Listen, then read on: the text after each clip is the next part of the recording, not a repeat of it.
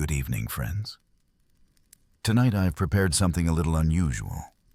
We are going back to the beginning of Game of Thrones, but we're not just going to watch. We are going to be Tyrion Lannister, the Imp. From the moment you arrive at Winterfell, you will be living inside his head, feeling the chill of the north, tasting the fine wine, and navigating the political viper's pit of Westeros with nothing but your wits. So, before you get comfortable, please take a moment to like and subscribe. But of course, only if you genuinely enjoy my content. Your support means more than you can imagine. As we begin, I'd love to see you leave your city and the current time in the comments. Now dim the lights, and with the sound of the bells, let's enter tonight's story together. The air in the north is different. It's not just cold, it's sharp and ancient. It smells of pine and frost and something else, something old, like stone and memory. The scent hits you as you step out of the carriage, your boots sinking into the muddy slush of the Winterfell courtyard. It's clean, you have to admit. Cleaner than the perfumed rot of King's Landing. But it's a merciless kind of clean. Your fine southern leathers already feel stiff, and the breath you exhale is a white puff, a fleeting ghost in the torchlight.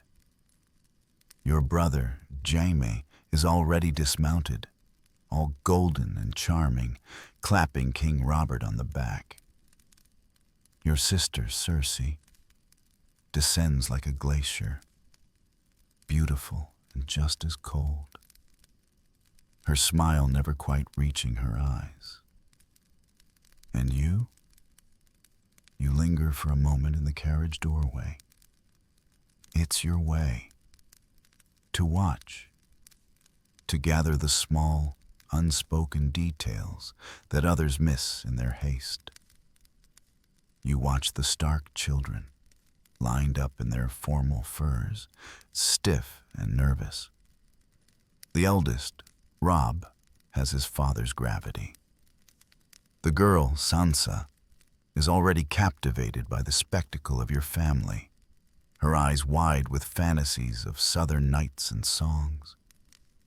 The smaller one, Arya, is a restless shadow, a wild thing barely contained by a dress.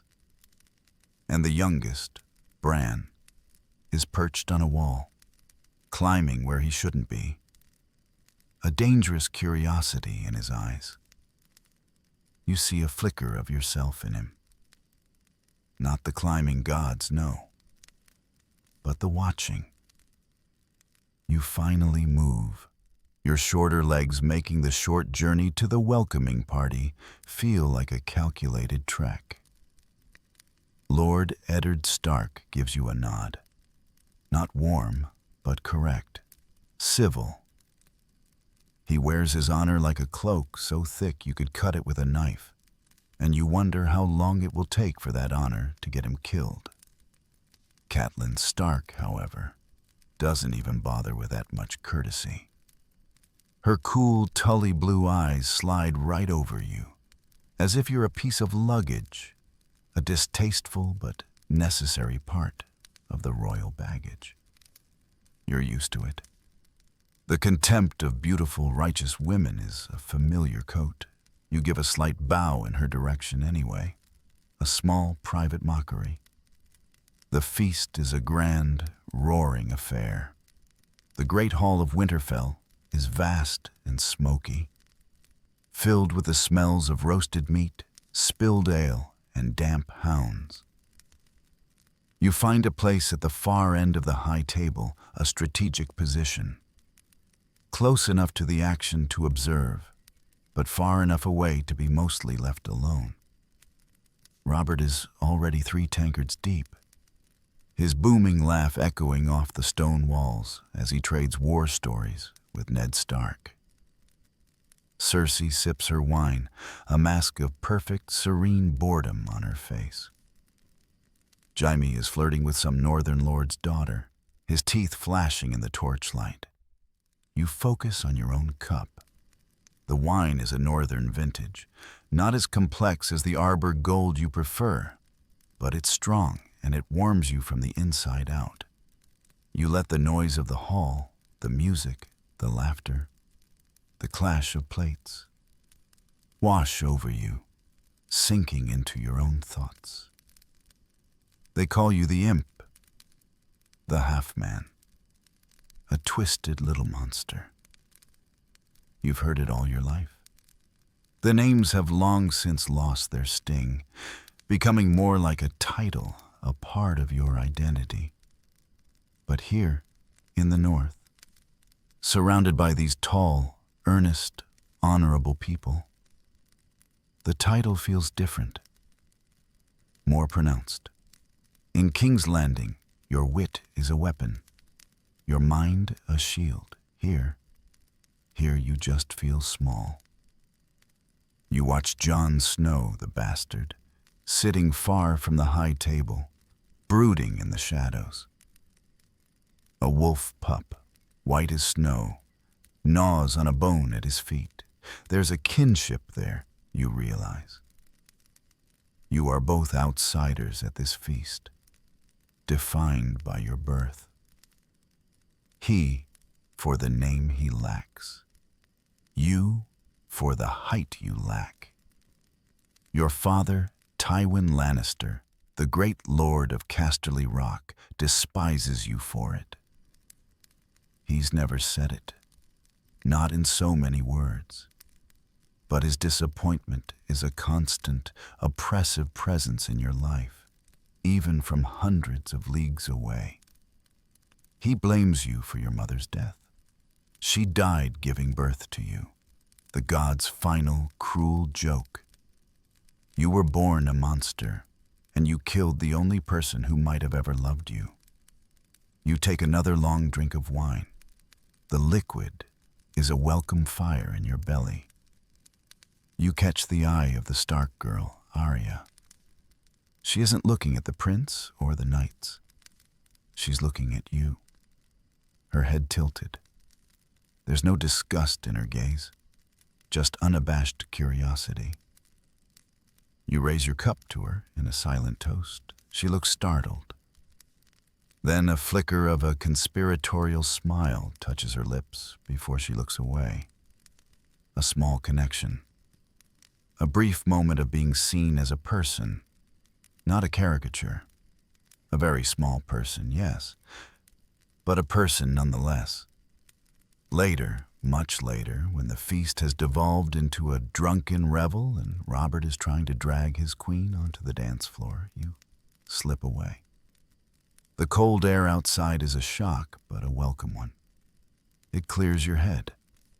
You find a quiet spot on the battlements, looking out over the sleeping castle.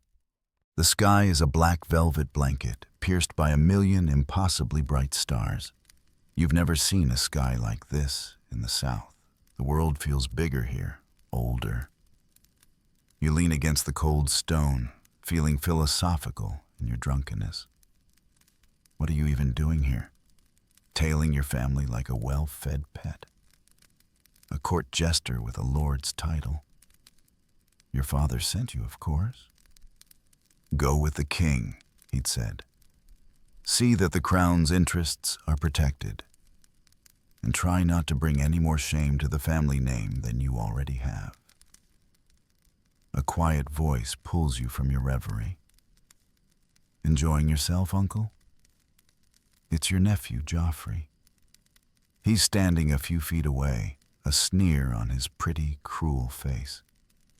His sworn shield, Sandor Clegane, the Hound, looms behind him like a massive shadow.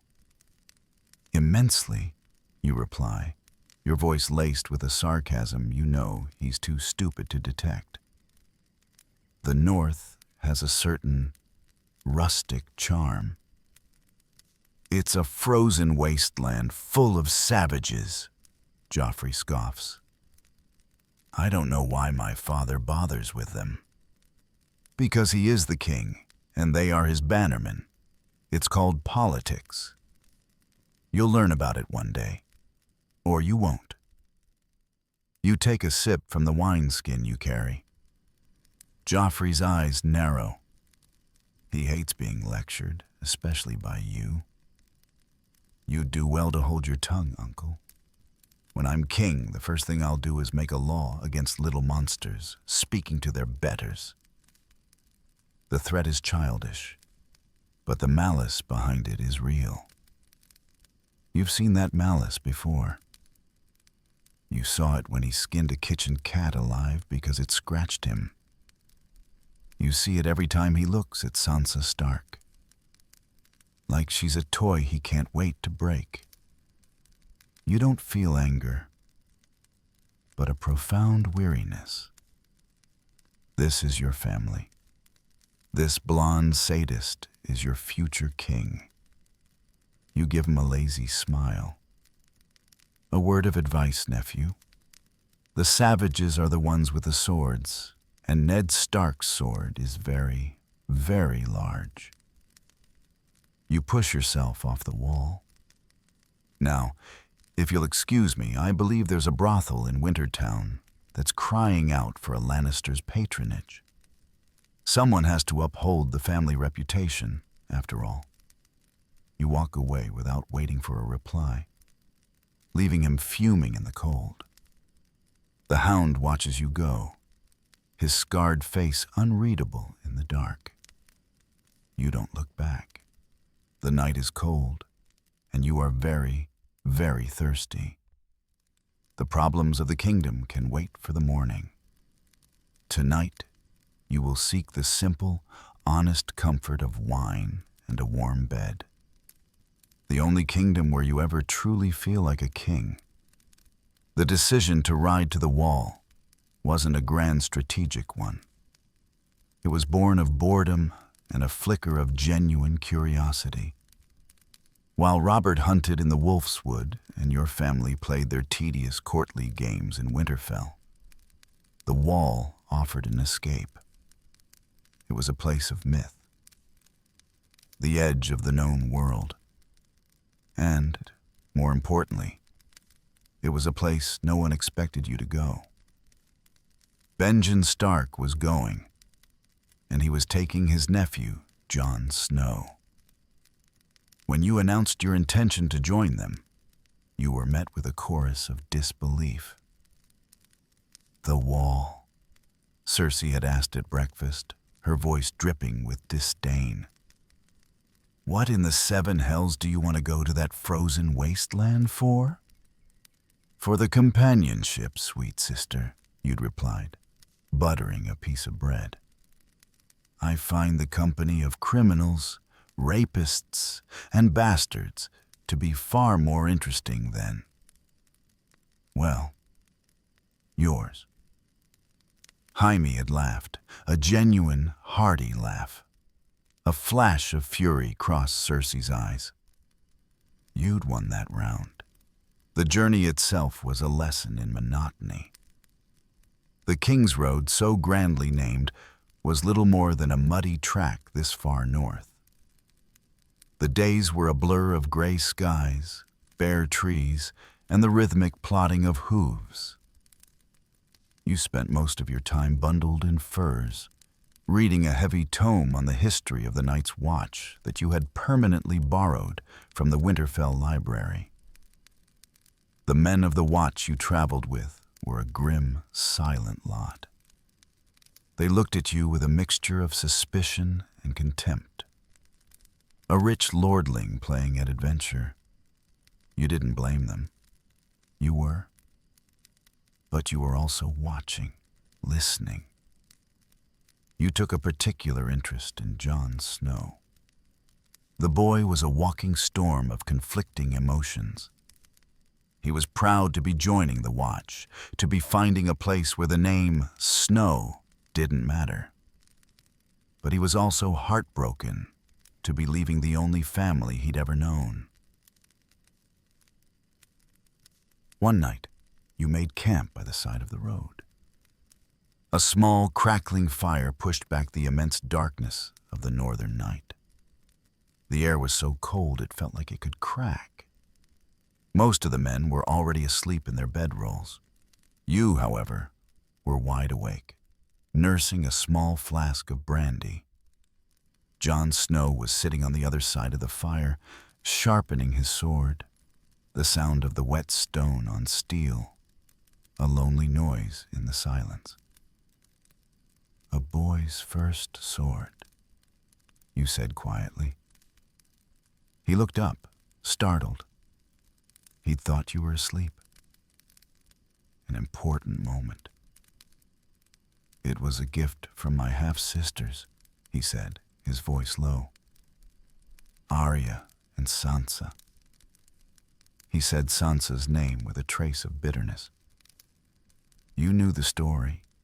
The pretty proper lady who could barely stand to be in the same room as the bastard. It's not an easy life, being a bastard," you said. Not as an insult, but as a statement of fact. You took a sip of brandy and offered the flask to him. He hesitated, then took it and drank. The strong liquor made him cough.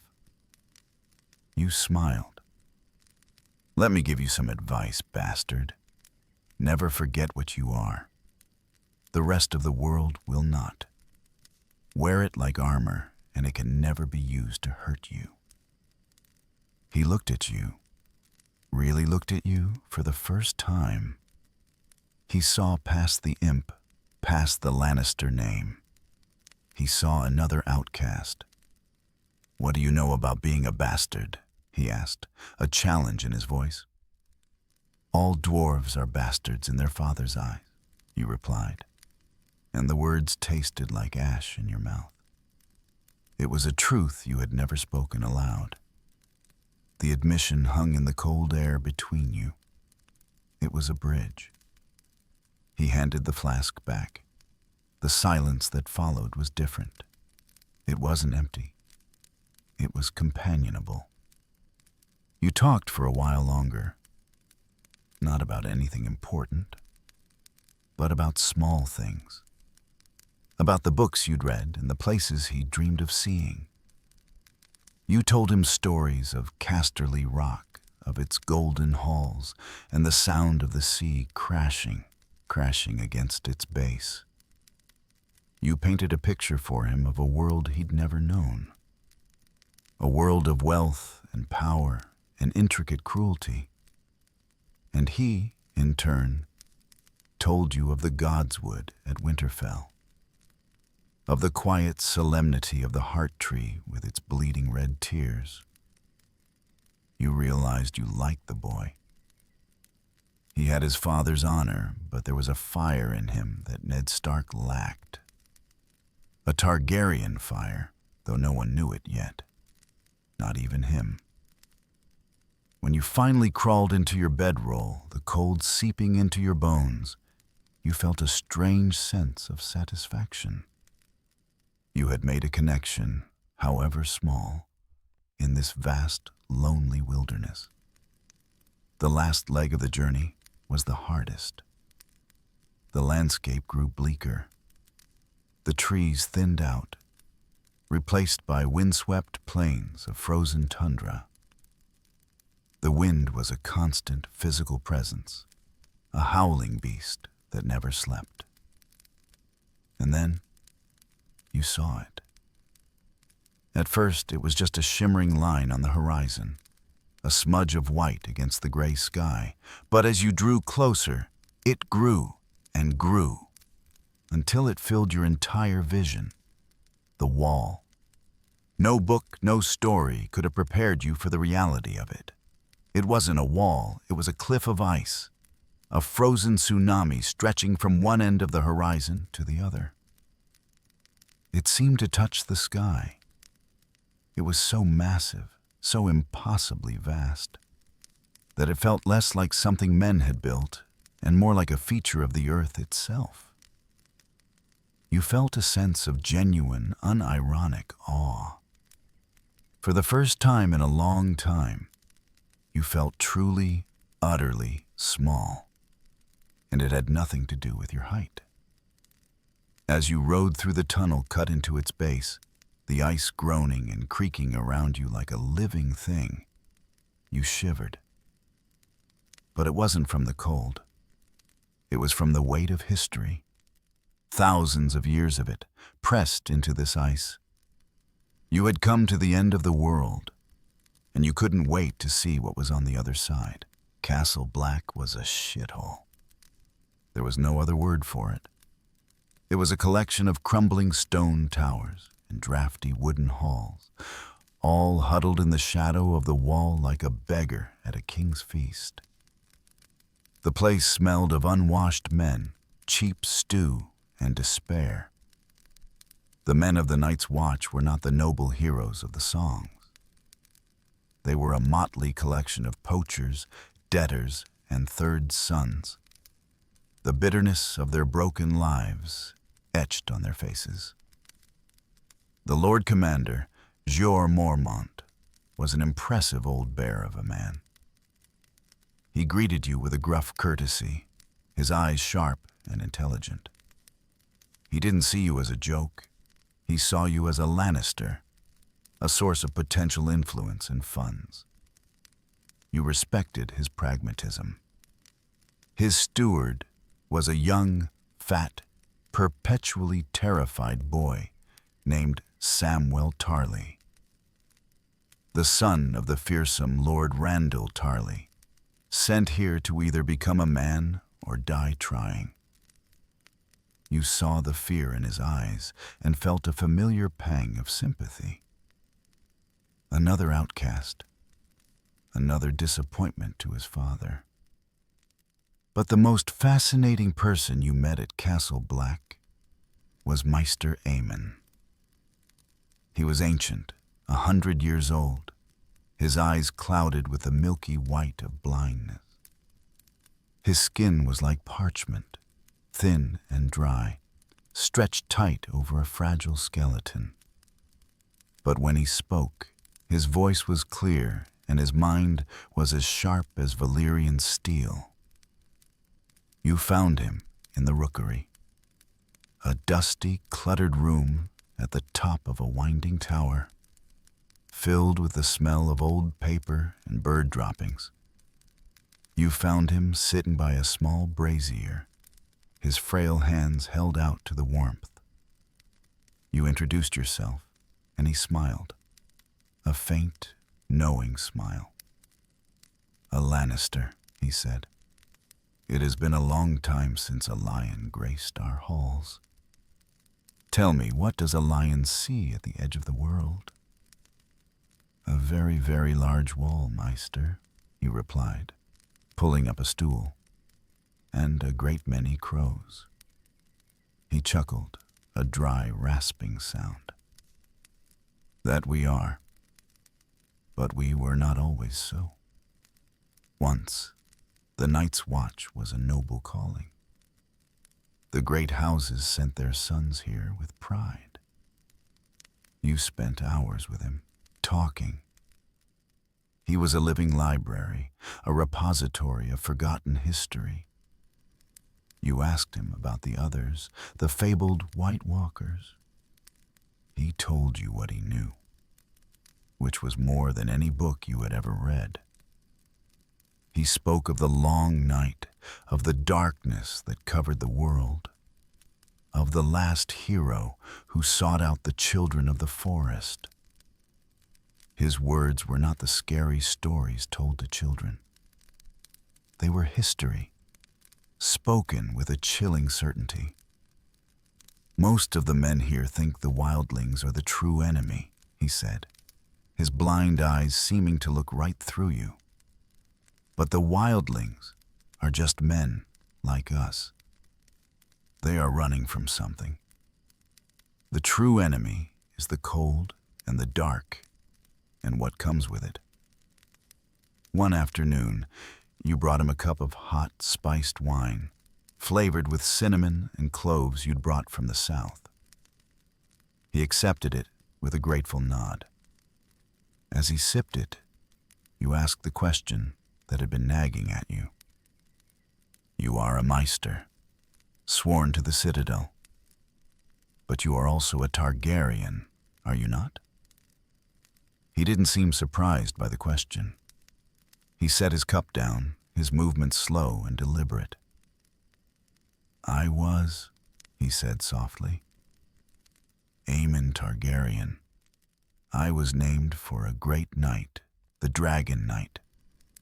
My father was King Maekar I. My brother was Aegon, the Unlikely. He became king after our father. You were stunned into silence. You were sitting and talking with the son of a king, the brother of a king, a man who could have worn the crown himself. They offered it to you, you whispered, the pieces of history clicking into place in your mind. The Great Council. They offered you the crown, and you refused. I had already taken my vows, he said simply. A Maester's chain is forged of many metals, Lord Lannister. Gold for economics, silver for healing, black iron for war. But the first link, and the last, is service. My place was here. A king serves the realm. A Meister serves the king. But the Night's Watch, we serve the realms of men. He turned his blind face toward you. Love, they say, is the death of duty. But duty can also be the death of love. I chose my chain and my vows long ago. I have never regretted it. He told you of his great-nephew, Rhaegar, the last dragon, of his passion, his melancholy, his obsession with prophecy. He corresponded with me, Aemon said, his voice filled with a deep, ancient sadness. He believed his son was the prince that was promised, that he would be the song of ice and fire. You sat there, in that dusty room, the world outside forgotten. You were no longer Tyrion Lannister, the imp, the drunken little lord. You were a student, listening to a lesson no other man in the world could teach. You were touching the living heart of Westerosi history. The politics of King's Landing, the squabbles of the great houses, it all seemed so petty, so small in the face of this. The long night, the prince that was promised, the song of ice and fire. When you finally left his chambers, the sun was setting, casting long blue shadows across the snow. The world seemed different, sharper, more dangerous. You went to the top of the wall that night, taking the rickety winch lift to the summit. The wind was ferocious up here, a physical blow that took your breath away. You walked to the edge and looked out over the vast, white expanse of the haunted forest. It was a terrifying and beautiful sight. A sea of trees, stretching to the horizon. There was nothing out there, just snow and ice and silence. But you knew now that the silence was a lie. There was something out there, something ancient and cold and full of malice. And the only thing standing between it and the warm, sleeping world to the south was this wall of ice and a few hundred men in black. You turned and looked south. You could see the lights of Castle Black below, tiny and fragile. And beyond that, the world. Your world. A world of wine and books and brothels. A world that had no idea of the danger that was coming. You pissed off the edge of the world. A small act of defiance against the vast, overwhelming emptiness. It was a joke, but there was no humor in it. For the first time in your life, you felt a flicker of something you had only ever read about in books. a sense of duty, a sense of fear. The journey south was a stark contrast to the journey north. You traveled with only a few companions, a small, swift party led by Yoren, a wandering crow of the night's watch. The mood was much lighter. You had seen the edge of the world, and now you were returning to its center, or at least to a place with better wine and softer beds. You said your goodbyes to Jon Snow at the wall. The farewell was brief, unspoken. A nod. A meeting of the eyes. You had given him your advice, and he had given you a glimpse into a world of honor you thought only existed in songs. You left him there, a boy playing at being a man on the precipice of a great and terrible destiny. You didn't know if you would ever see him again. The journey was faster this time. The snow began to recede, the road becoming more mud than ice. The landscape slowly bled from white to brown to a pale, tentative green. You spent the long hours in the saddle lost in thought. The words of my Seater Aemon echoed in your mind. The song of ice and fire. The prince that was promised. It all sounded like the ramblings of a very old man. And yet, there was a truth in his voice, a conviction you couldn't shake. One night you stopped at a small, nameless inn nestled in a quiet valley. It was a humble place with a thatched roof and a smoky common room. The ale was thin, but the stew was thick with barley and root vegetables. It was the kind of place you would never have noticed before, just another dull stop on a tedious journey. But tonight, it felt different. It felt real. You sat by the fire, nursing your ale, and just watched. You watched the innkeeper's wife, a stout woman with flour on her apron, scolding her potboy. You watched a pair of merchants haggling over the price of wool, their voices low and conspiratorial. You watched a young couple in the corner, holding hands under the table, their faces glowing with a simple, uncomplicated happiness. These were the people the Night's Watch protected. If the wall fell, they would be the first to die. And they knew nothing. They cared about small things, immediate things. The price of wool, the quality of the ale, the smile of a pretty girl. They were blissfully, beautifully ignorant. For a moment, you envied them. Yoren sat down across from you, a hunk of bread in his hand.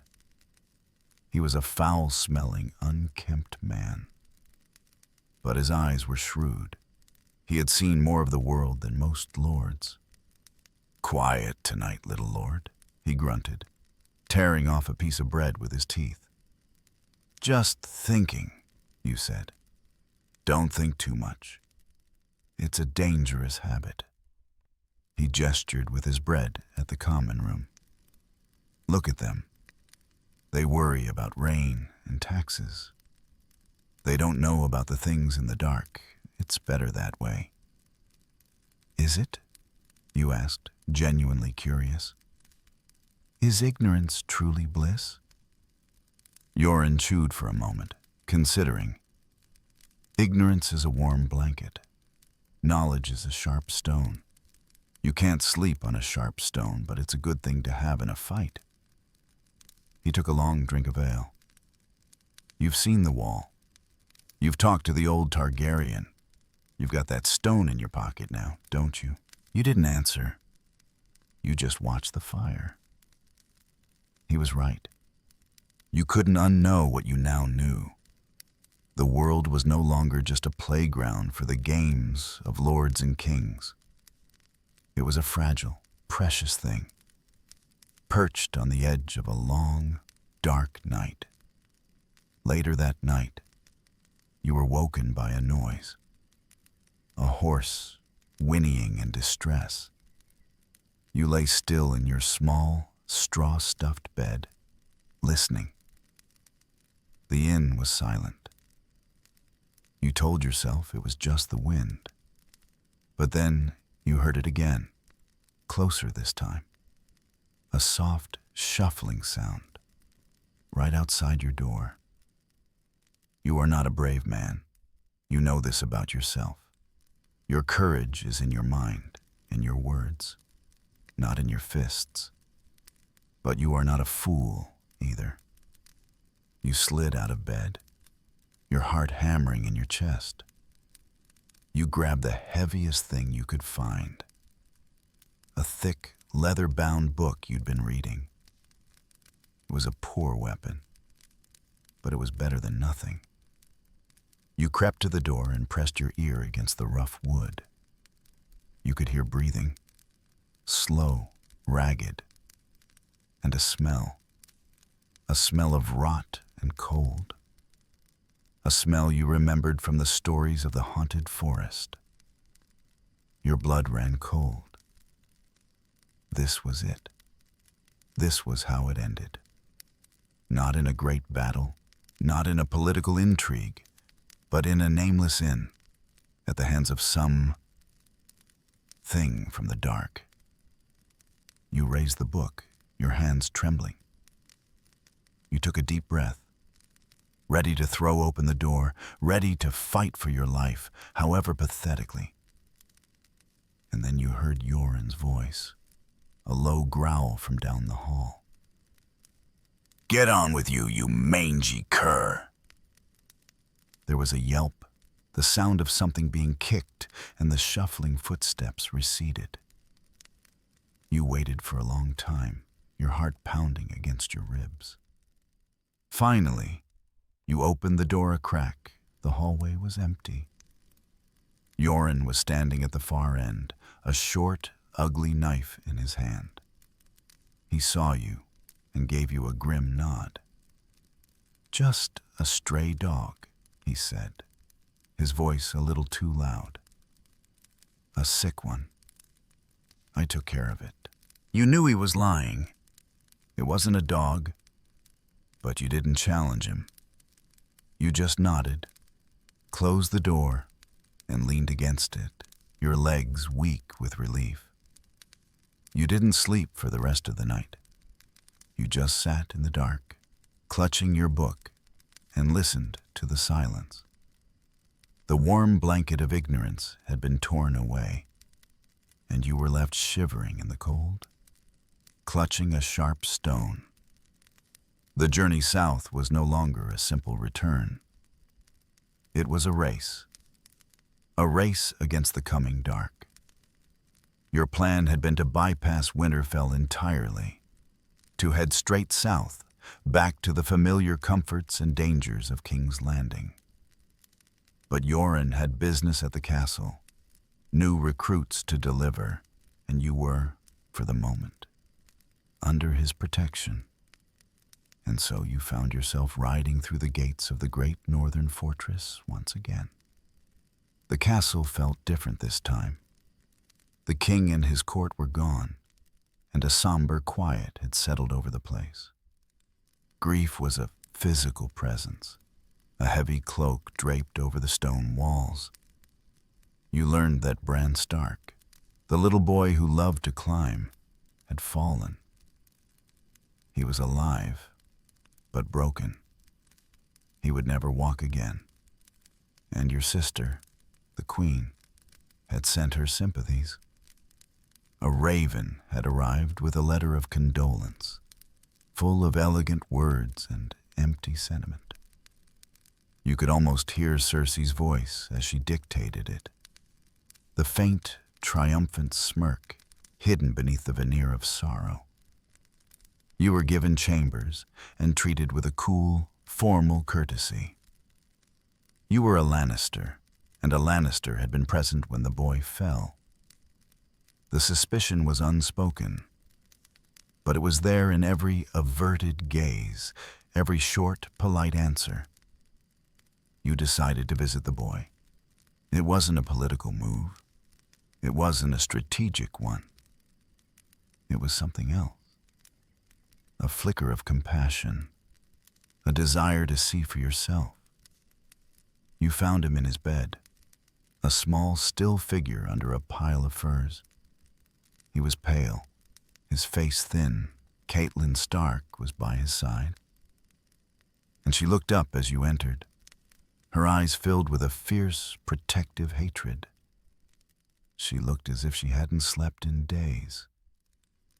Her hair was unkempt, her face drawn. She was a she-wolf guarding her wounded cub. "What do you want?"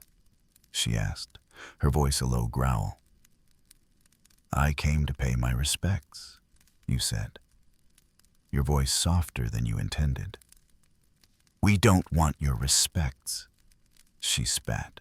You ignored her, looking at the boy. He was so still, so broken. You felt a genuine pang of sorrow for him, for the future he had lost, for the wild, climbing spirit trapped in a useless body. You remembered a diagram you had once seen in a book by a Dornish Meister, a design for a saddle that would allow a man with no legs to ride. "With the right horse and the right saddle," you said, more to yourself than to anyone else. "Even a cripple can ride." Catelyn stared at you, her hatred momentarily replaced by confusion. She thought you were mocking her son. But you weren't. You were offering the only thing you could. A piece of knowledge, a sliver of hope. You turned to leave, but your way was blocked by Robb Stark. He was no longer the nervous boy you had seen in the welcoming party. Grief and responsibility had aged him. He stood tall, his hand on the pommel of his sword, his dire wolf, Grey Wind, at his side. The wolf's yellow eyes were fixed on you, a low growl rumbling in its throat. "Is it true what they say, Lannister?" Robb asked, his voice cold as ice. "That you'd bed any woman and kill any man?" You looked at the boy, then at the wolf, then back at the boy. "I have a tender spot in my heart for cripples, bastards, and broken things," you said softly. It was the truest thing you had ever said. You tried to move past him, but he blocked your way again. Theon Greyjoy, the Stark's ward, was with him, a smirk on his face. He was enjoying this. The high and mighty Lannister, brought low. "My mother asked you to leave," Robb said. The tension in the room was thick enough to cut with a knife. It was a dangerous moment. One wrong word, one wrong move, and swords would be drawn. You were alone, unarmed, deep in hostile territory. Your mind raced, searching for the right words, the right tone. Not defiance, not submission, something else. You looked Robb Stark directly in the eye. You didn't look at Theon. He was irrelevant. You focused on the son of Ned Stark. "I am not your enemy, Stark," you said, your voice calm and measured. "My sister is the queen. My brother is the Kingslayer. My father is the richest man in the 7 kingdoms. Do you truly think I would be so stupid as to harm your brother in your castle?" You let the logic of it sink in, the sheer political stupidity of the act. You were a Lannister, yes, but you were not a fool. Robb hesitated. The logic was sound, but the anger, the grief, was still there. Grey Wind sensed his master's uncertainty and took a step forward, its lips curling back from its teeth. You didn't flinch. You didn't look at the wolf. You kept your eyes on Rob. "The boy needs a good horse," you said again, your voice quiet but firm. "A gentle one, and a special saddle. I'll draw up the plans for your smith. It's the least I can do." You pushed past him, gently but firmly. He let you go. Theon looked disappointed. As you walked down the cold stone corridor, you could feel their eyes on your back. You didn't look back.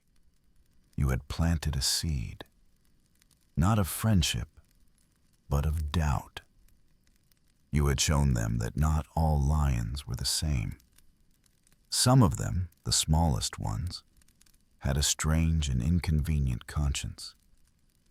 You made your way to the stables, your mind already working on the design for the saddle. It was a complex problem, a puzzle, and you loved puzzles. It was a welcome distraction from the cold, certain knowledge that your family, somehow, was responsible for this. You didn't know how or why, but you knew it in your bones. And that knowledge was a heavy burden to carry on the long road south. The inn at the crossroads was a welcome sight. It was a sturdy, sprawling building of timber and stone, strategically located at the junction of the King's Road, the River Road, and the High Road. It was a hub of travel and trade, a place where news and gossip flowed as freely as the ale. After the grim silence of Winterfell, the boisterous noise of the common room was a balm to your soul. You took a private room, a small but necessary luxury. You needed a hot bath, a clean shirt, and a moment of peace. You left Bronn, the sellsword you'd hired on the road for added security, to watch your things. He was a grim, pragmatic man whose loyalty extended only as far as your purse. But he was competent. That was all you required. Later that evening, you descended to the common room, feeling more human. The room was crowded, a microcosm of the 7 kingdoms. There were merchants from the free cities, their clothes a splash of color in the drab room. There were hedge knights, their armor dented and their hopes high. There were farmers and minstrels, and a few shady-looking characters lurking in the shadows. You found a table in a quiet corner and ordered their best wine. It was a passable red from the reach. You leaned back in your chair, sipping your wine, and listened. It was one of your favorite pastimes, listening to the symphony of ordinary life. A man complaining about the price of grain. A woman laughing at a singer's bawdy joke. A knight boasting of his prowess in a tourney you knew for a fact he'd lost in the first tilt. It was all so wonderfully, beautifully mundane. These were the stories that would never be written in the history books. The small, everyday dramas that made up the fabric of the world. You felt a sense of detachment, as if you were watching a play. You were the audience, a silent observer in the corner. A singer, a man with a reedy voice and a lute that had seen better days, was performing. He was singing a song about the Targaryen kings, about their glory, their madness, their dragons. The patrons were half listening, their attention more on their ale than the music. But you listened to the words. You thought of Maester Aemon, of the stories he had told you. The song was a pale, romanticized version of the truth, but the bones of it were there. The memory of dragons, the fear of the long night, It was still here, buried deep in the consciousness of the common folk, like a half-forgotten dream. You were on your third cup of wine, feeling a pleasant, warm buzz, when the mood in the room shifted. It was a subtle change, a sudden drop in the volume of conversation, a tensing of the air. You looked up. The door had opened, and Catelyn Stark was standing there. She was not the grieving mother you had seen in Winterfell. This was a woman on a mission. Her eyes, cold and hard as river stones, swept the room. And then they found you. You felt a jolt of unease. This was no coincidence. She had followed you, or she had been waiting for you. Either way, it was not good. You considered slipping away, but it was too late. She was walking towards you, her movements swift and purposeful. She stopped at your table. The entire common room was silent now. Everyone was watching. The play had a new actor, and the plot had just taken a sharp, unexpected turn. "Lord Tyrion," she said, her voice cold and clear with authority, "I have a question for you." You took a slow, deliberate sip of wine. You would not be intimidated. You were a Lannister. "Lady Stark," you replied, your voice even. "A pleasure to see you again, though I must admit I'm surprised. I didn't take you for a woman who frequented such common establishments." Her eyes narrowed. She was in no mood for your games. "The dagger," she said, her voice low and tense. "The one the assassin used to try and kill my son." She placed a dagger on the table. It was an ornate, beautiful thing. The hilt was dragon bone, the blade Valyrian steel. It was a weapon of immense value. A king's weapon. "A handsome blade," you said, admiring it. "I confess I'm something of an expert in these matters. It's a fine piece. But I'm afraid I don't see what it has to do with me." "It's yours," she said, and the accusation hung in the air like a death sentence. You laughed. A genuine, incredulous laugh. "Mine? My dear lady, if I were to arm an assassin, I would give him a good, solid, untraceable piece of steel. Not a priceless work of art that could be traced back to me in a heartbeat. I may be a monster, but I am not an idiot." Your logic, as always, was impeccable. But she was not interested in logic. She was driven by grief and a thirst for vengeance. She turned to the room, her voice rising. "This man," she declared, pointing at you, "is a Lannister. He is the Queen's brother. He conspired to murder my son, a boy of 10. A murmur went through the room. The hedge knights, the farmers, the merchants, they were all looking at you. Not as a lord, not as a man, but as a monster, a child killer. "My father, Lord Hoster Tully, will reward any man who helps me take this man prisoner," she cried. "For the love of the Seven, for the love of justice, I call on you to seize this man." For a moment, no one moved. They were stunned. This was treason. To lay hands on the son of Tywin Lannister was to invite the wrath of the Westerlands. But then, a few of the knights, their eyes glinting with the promise of a lord's reward, began to rise. The spell was broken. The quiet, ordinary evening was shattered. You looked at Catelyn Stark, at her face, alight with righteous fury. and you felt a cold, sinking feeling in the pit of your stomach. This wasn't about justice. This was about a mother's pain. And no amount of logic, no amount of reason could stand against that. You had walked into a trap, not of her making, but of your own. Your name, your family, your reputation. They had all conspired to frame you.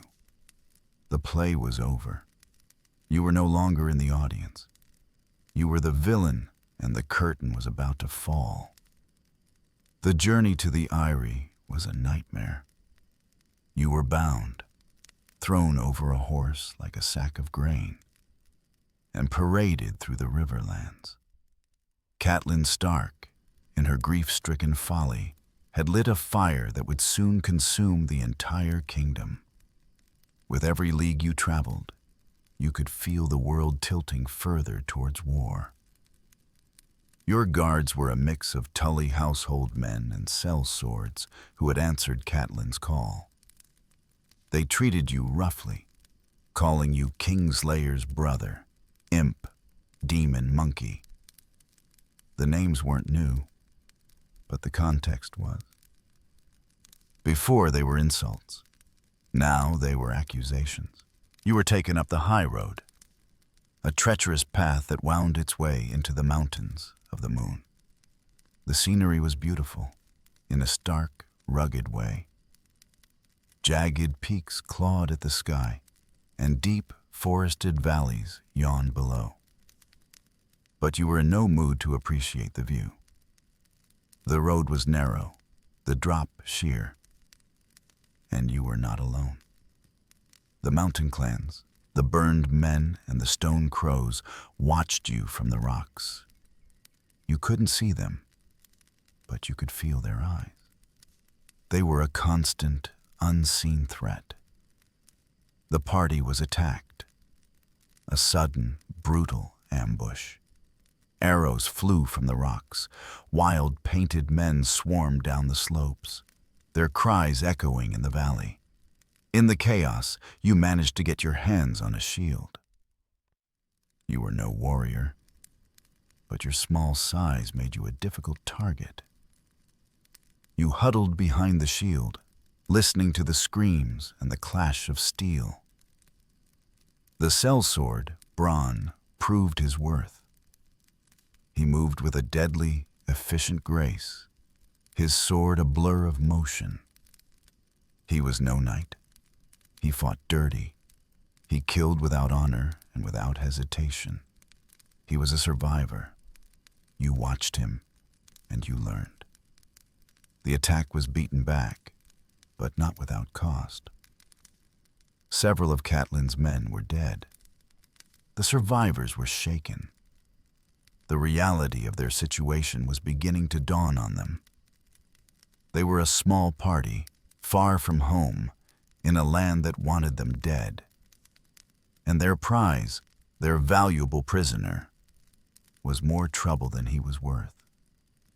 Finally, after days of hard travel, you reached the Bloody Gate, the fortress that guarded the base of the mountain on which the Eyrie sat. From there, the only way up was via a series of treacherous switchback paths, or in a basket winched up the side of the cliff. The climb was terrifying. The wind howled, threatening to tear you from the narrow path. You looked down once, and only once. The world fell away beneath you, a dizzying panorama of green and brown. You felt a surge of vertigo and had to close your eyes, pressing yourself against the rock face, your heart pounding.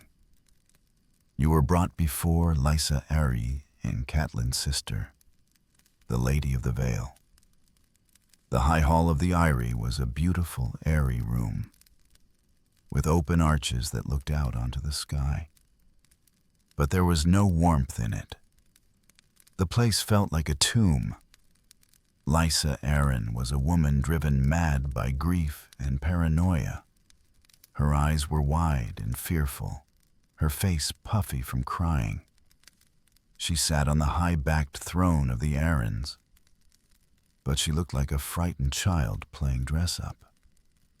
Her son, Robert, a sickly, petulant boy of 8, was clinging to her, nursing at her breast. It was a grotesque, unsettling sight. "You killed my husband," Lysa shrieked as soon as she saw you. "You and your sister, the queen, you poisoned him." The accusation was so absurd, so baseless, you almost laughed.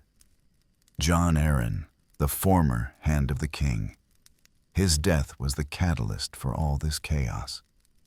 And now, you were being blamed for it. "My lady," you said, trying to keep your voice reasonable, "I have been at Winterfell in the Wall for the past month. I had nothing to do with your husband's death."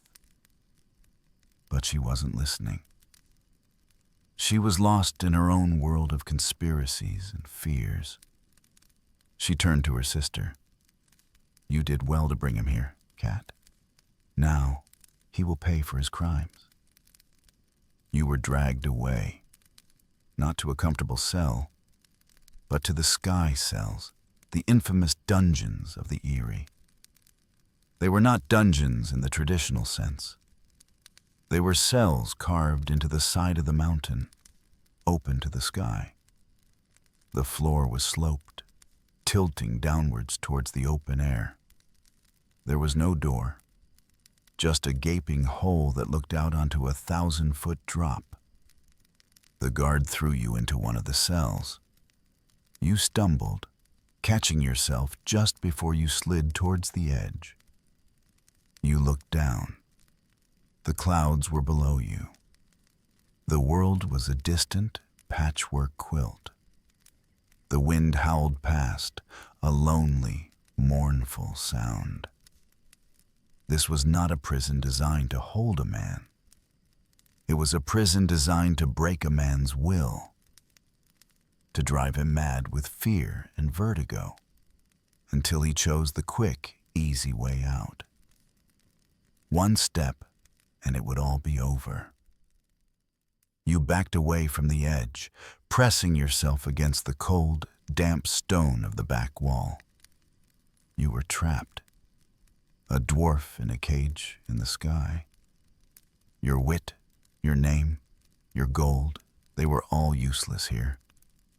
You were utterly, completely alone. The sun began to set, painting the clouds in shades of orange and purple. It was the most beautiful and the most terrifying sunset you had ever seen. You closed your eyes, but you couldn't escape the image of the fall. The long, long fall. The days in the sky cell bled into one another, a monotonous cycle of cold sunrises and even colder nights. The first day was the worst.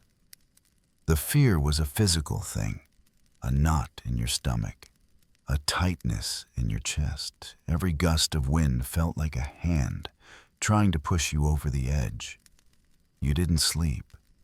You just huddled against the back wall, your eyes fixed on the terrible, beautiful emptiness before you. But you are a survivor. Your whole life, in one form or another, has been a fight for survival. You survived your birth. You survived your father's contempt. You survived the scorn of the world. You would survive this. You began to develop a routine, a discipline. It was the only way to hold back the madness. In the mornings, you exercised. Small, cramped movements, but enough to get your blood flowing. You paced the cell, carefully, deliberately, counting your steps. 6 paces from the back wall to the edge. 6 paces back. You learned the feel of the sloped floor, the exact point where the angle became dangerous. You studied your prison, the way the light changed throughout the day, the patterns of the clouds, the flight of the eagles that soared on the updrafts. You gave them names. You imagined their lives, their freedom. It was a small thing, but it kept your mind occupied. Your jailer was a brutish, simple-minded man named Mord. He brought you food once a day, a bowl of thin, greasy stew and a hunk of stale bread. He took pleasure in your predicament. He liked to stand at the entrance to your cell, just out of reach, and taunt you. "Feel like flying today, little man?" he would ask, a cruel grin on his face. "It's not the fall that kills you, you know. It's the landing." You didn't rise to his bait. You knew that's what he wanted. He wanted you to scream, to beg, to cry. You would give him nothing. Instead, you used your mind as a weapon. "Mord," you said one day, your voice calm and conversational. "Do you like gold?" He grunted. "Who doesn't?" "My family is very rich, Mord. The richest in all of Westeros. Casterly Rock is built on a mountain of gold." You let the image sink into his mind. "When I am free, I will be very grateful to the men who treated me kindly in this place. A man who, say, brought me an extra blanket or a second bowl of stew. A man like that would find himself a very, very rich man." You could see the greed warring with his stupidity in his eyes. He was tempted, but he was also afraid of Lady Arryn. "You're not getting out," he sneered, but with a little less conviction.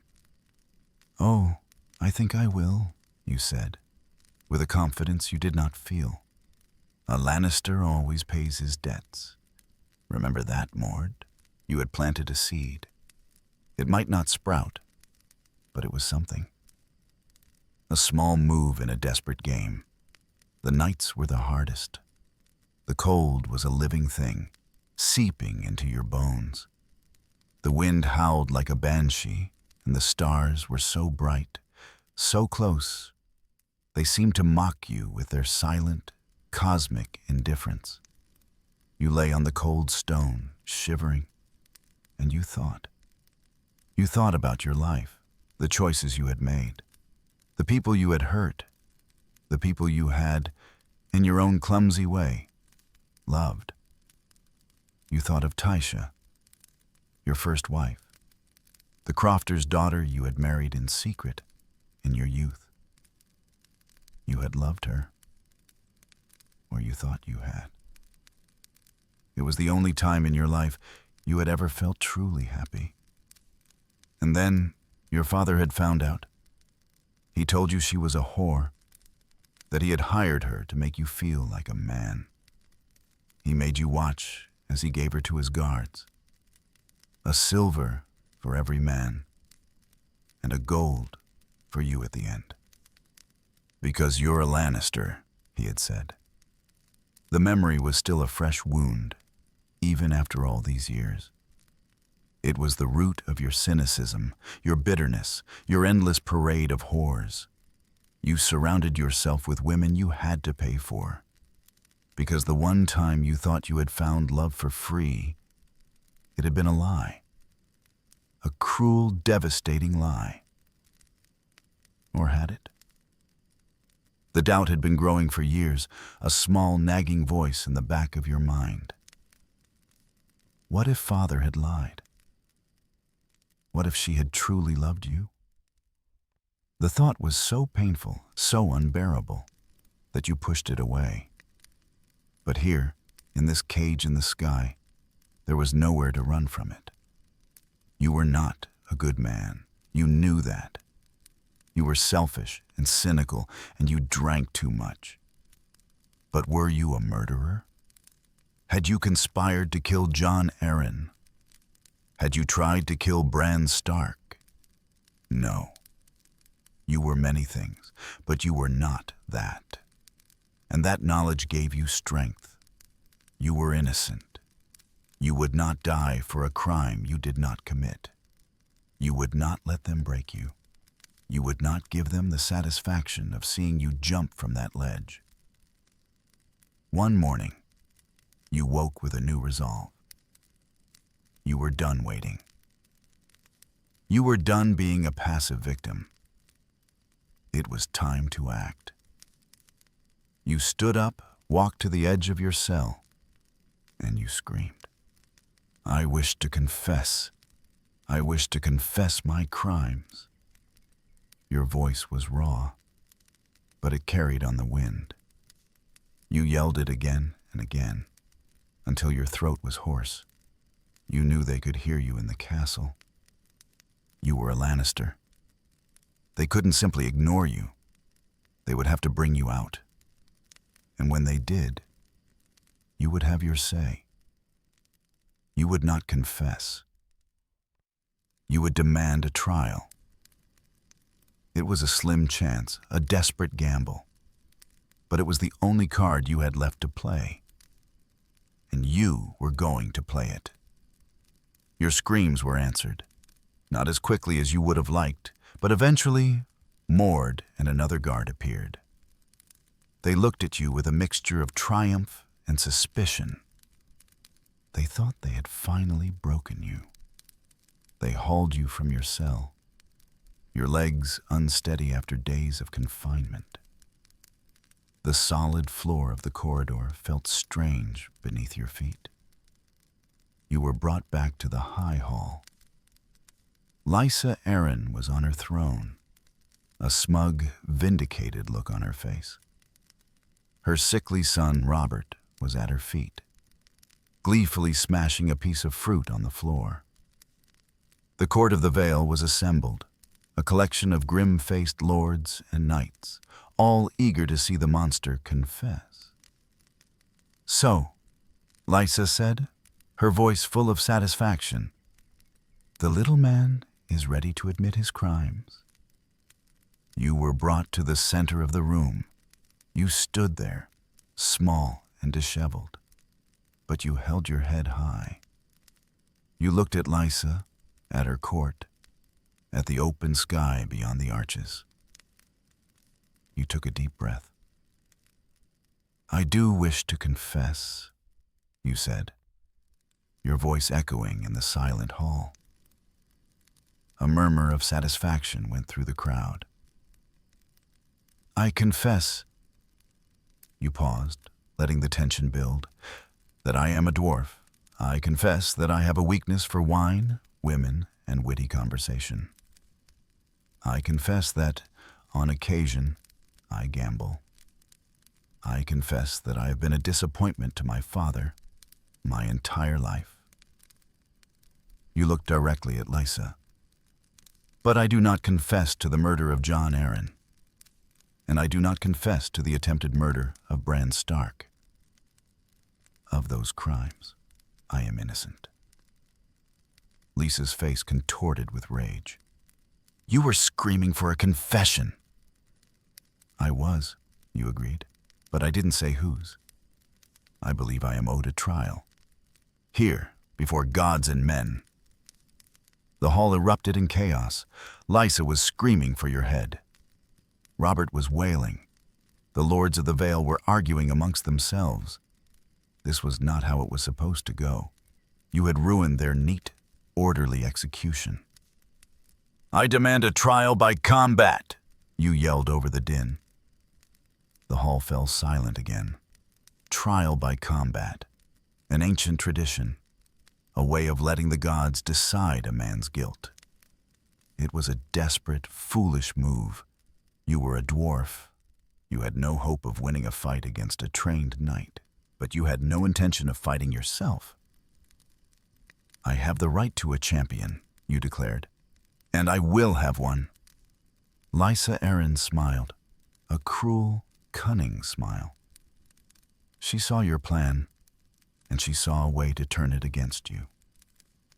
Very well, she said. You shall have your trial by combat. Let the gods judge you. Sir Vardisigan, she called out. You will stand as champion for the Vale." A knight in shining silver armor stepped forward. He was the captain of the Arryn Guard, a man renowned for his skill and his honor. He looked at you with pity, not malice. He did not want to kill you, but his lady had commanded it. "And who will be your champion, Lord Tyrion?" Lysa asked, her voice dripping with mockery. She assumed you would name your brother, Jaime, the greatest swordsman in the kingdom. But he was hundreds of leagues away. He couldn't save you now. You scanned the room. You looked at the faces of the Vale Knights, their expressions ranging from contempt to indifference. There was no help for you here. They were all sworn to the Arryns. Your eyes fell on Bronn, the sellsword.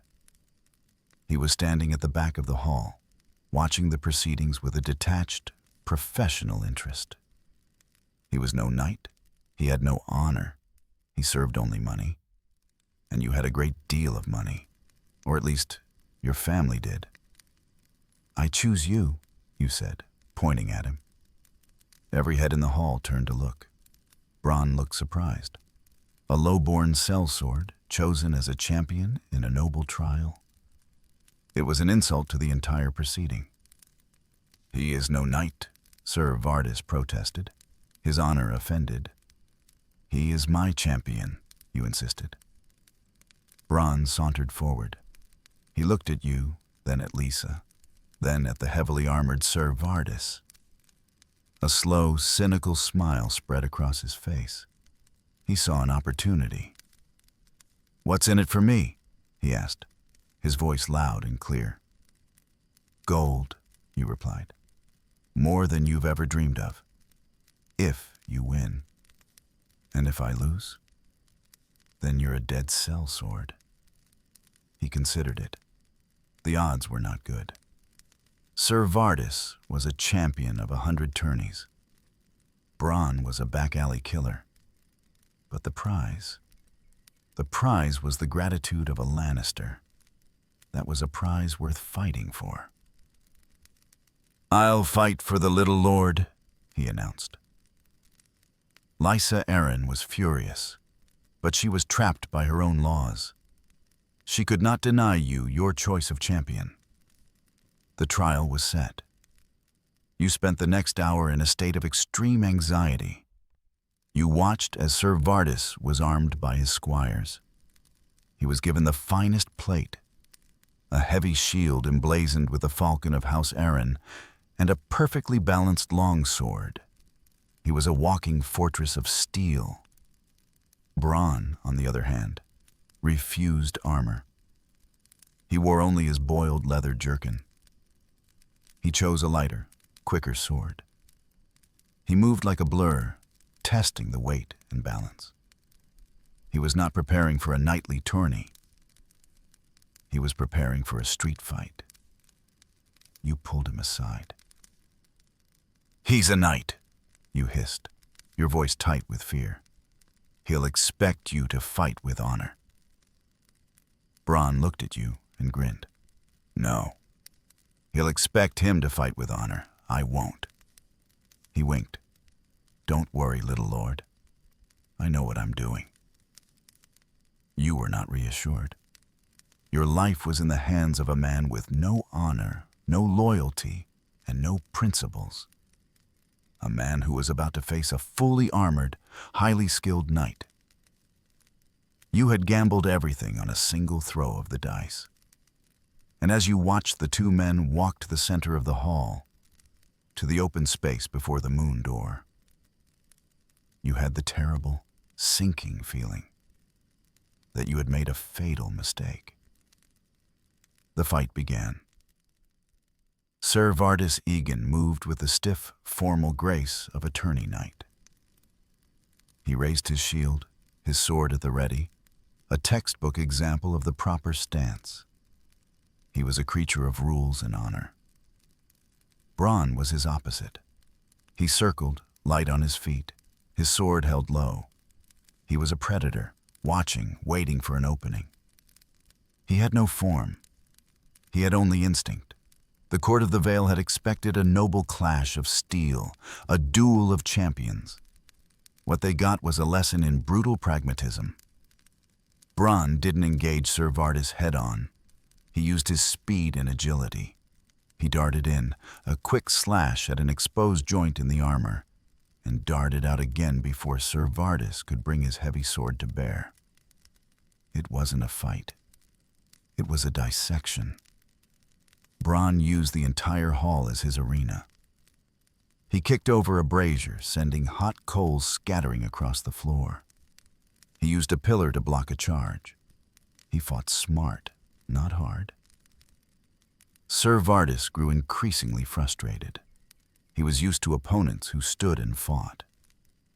This constant movement, this chipping away at his defenses, enraged him. He charged with a roar of fury, his sword held high for a killing blow. It was the mistake Bronn had been waiting for. As the knight charged, Bronn dropped to one knee, grabbed a heavy candelabra, and swung it at Ser Vardis's legs. Thrown off balance by his own momentum and the weight of his armor, the knight stumbled. Bronn was on him in an instant. He gave him no chance to recover. He kicked the back of the knight's knee, sending him crashing to the ground. The sound of 100 pounds of steel hitting stone echoed through the hall. Ser Vardis was like an overturned turtle. He struggled to get up, but the armor was too heavy, too cumbersome. Bronn stood over him, his sword at the knight's throat. "Do you yield?" Bronn asked calmly. Ser Vardis, his face red with shame and exhaustion, spat at him. "Never." Bronn shrugged. "As you wish." And he drove his sword through the gap in the knight's gorget. It was a quick, clean, brutal end. There was no glory in it, no honor, only death. The hall was silent. The lords and ladies of the Vale were stunned. They had just witnessed the death of their champion, the victory of a low-born sellsword. Their entire worldview, their belief in the righteousness of their cause, was shattered. Lysa Arryn let out a choked sob. Robert began to wail. Bronn walked over to Ser Vardis's body and pried the knight's sword from his dead hands. He tossed it aside. Then he walked to the edge of the moon door, the great hole in the side of the hall. He looked down at the 1,000-foot drop, then back at the stunned court. He kicked Ser Vardis's body, sending it tumbling out into the open air. It was a final, brutal act of contempt. He walked over to you. You were trembling not with fear, but with a dizzy, euphoric relief. You were alive. You were free. "You'll have your gold," you said, your voice hoarse. "And a horse," Bronn said, wiping his sword on the dead man's cloak. "We're leaving, now." No one tried to stop you. The guards who, moments before, would have killed you without a second thought, now parted before you like the sea.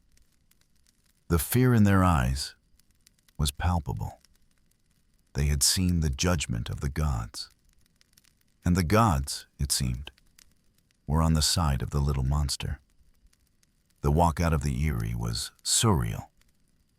You and Bronn, a dwarf and a sellsword, striding through the silent halls of one of the great castles of Westeros, leaving chaos and death in your wake. You didn't speak. There was nothing to say. A bond had been forged between you, not in friendship, but in blood and gold. You were given your things, your purse, your books, your fine southern clothes. You were given 2 horses, the best in the Eyrie stables. You mounted, your movements stiff and awkward. You were not a natural rider. As you rode out of the bloody gate, you looked back at the peak of the giant's lance, towering into the sky. The Eyrie sat on its summit like a crown, white and pristine in the morning light. It looked beautiful, serene. A place of honor and nobility. You knew better. It was a madhouse, a cage of paranoia and grief. And you had just escaped it. You and Bronn rode down the high road, back into the mountains of the moon. You were free, but you were not safe. The mountain clans were still out there. And now, you had no guards, no party to protect you. It was just the two of you against the wilderness. So, Bronn said, breaking the long silence. Where to now, my lord? You looked at the road ahead. It was a long and dangerous road, but it led south. It led to your family. It led to the war you knew was coming.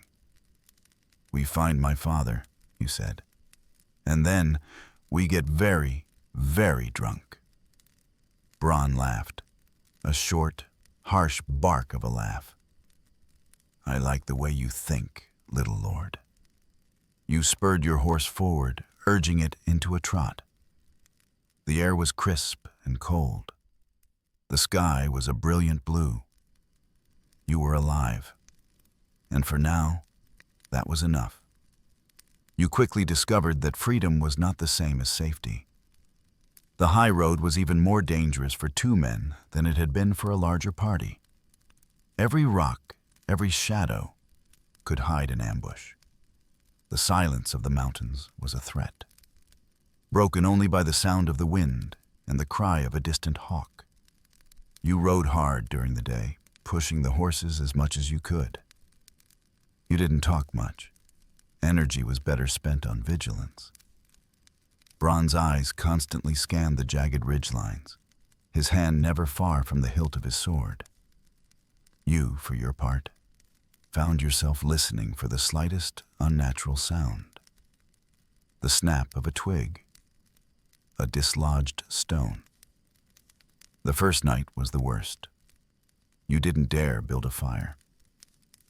The light would have been a beacon for every brigand and clansman for leagues around. You made a cold camp in a small, hidden recess, a shallow cave at the base of a cliff.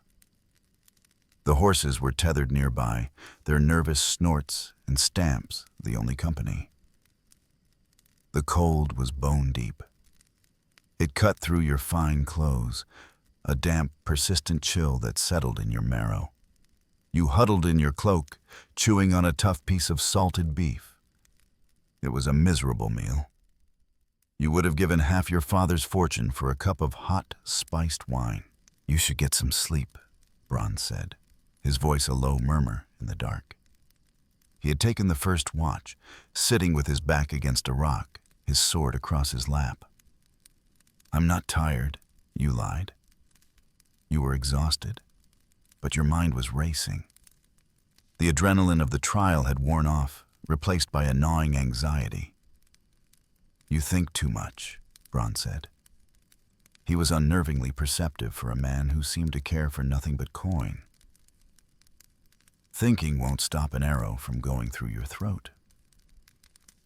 What a comforting thought, you replied dryly. Thank you. He grunted, a sound that might have been a chuckle. A companionable silence fell between you. It was a strange partnership. You had nothing in common. You were a lord, a creature of books and wit. He was a killer, a creature of instinct and violence. And yet, here you were, your lives depending on each other. Why did you do it? You asked after a while. Why did you fight for me? The odds were against you. He didn't answer for a long time. You thought he wasn't going to. Then he spoke, his voice very quiet. I've seen a lot of lords. I've served a lot of lords. They're all the same. They talk about honor and duty and the gods. But in the end, they just want what they want. They'll use you up and throw you away. He shifted, the leather of his jerkin creaking in the silence. You're not like them. You're a little monster, but you're an honest monster. You told me you'd pay me. You didn't talk about honor. You didn't ask me to die for your noble cause. You offered me a deal. A life for gold. I understand deals. He turned his head, and you could just make out the glint of his eyes in the faint starlight. I've heard the stories about your father, Tyrion Lannister. They say he shits gold. I figured his son's life ought to be worth a fair bit. It was a brutally honest, deeply cynical assessment. And you found you respected him for it. There was no pretense about Bronn, no hypocrisy. He was what he was. You must have fallen asleep because you were startled awake by a hand on your shoulder. It was Bronn. He put a finger to his lips. You froze, your heart instantly hammering. You listened. At first you heard nothing, just the wind. But then you heard it. Voices, low and guttural, the language of the mountain clans. They were close, too close. You and Bronn exchanged a look. There was no time to get to the horses, no time to run. You were trapped. You pressed yourselves against the back wall of the shallow cave, trying to melt into the shadows. You held your breath, praying to gods you didn't believe in. The voices grew louder. They were right outside the cave. You could hear the crunch of their boots on the gravel. You could smell them. A rank, unwashed scent. A figure appeared at the mouth of the cave, a silhouette against the starry sky. He carried a crude axe. He peered into the darkness, his eyes trying to adjust. You could see the rough tattoos on his face, the animal skins he wore. This was it. The end of the road. You closed your eyes, bracing for the inevitable. You thought of your father, your sister, Jaime. You thought of Tysha. And then, a sound. A sharp scream from further down the path. The man at the cave entrance grunted, said something in his harsh tongue, and turned away, moving towards the sound. The voices receded. You heard a brief, brutal scuffle, and then silence. You waited. Every second stretched into an eternity. Finally, after what felt like a lifetime, Bronn let out a long, shaky breath.